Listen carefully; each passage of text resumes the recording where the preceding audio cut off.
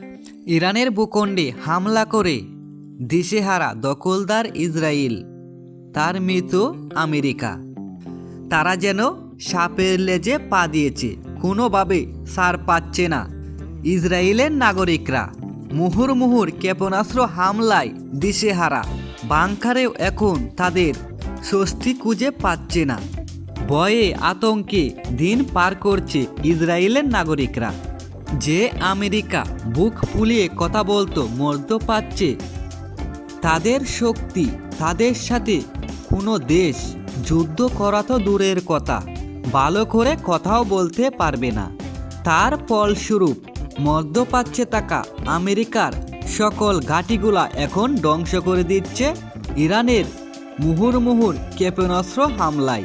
শেষ আশ্রয়ের জায়গা খুঁজে পাচ্ছে না আমেরিকার সৈন্যরা। ভয়ে আতঙ্কে হাজার হাজার সেনাবাহিনী এখন পালিয়ে চলে যাচ্ছে আমেরিকা। জর্ডানে থাকা আমেরিকার স্যাটেলাইট ধ্বংস করে দিয়েছে ইরান। কোনোভাবে ইরানের মিসাইল ঠেকানো যাচ্ছে না।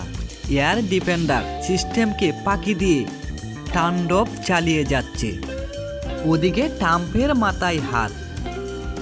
ইউএসএস আব্রাহাম লিঙ্কন এখন মাটির তলদেশে চলে গিয়েছে খাইফা মিসাইলের অ্যাটাকে।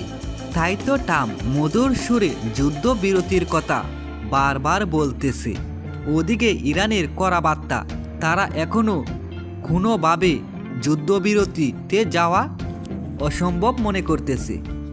যে যুদ্ধ শুরু করেছে আমেরিকা, তা শেষ করবে ইরান।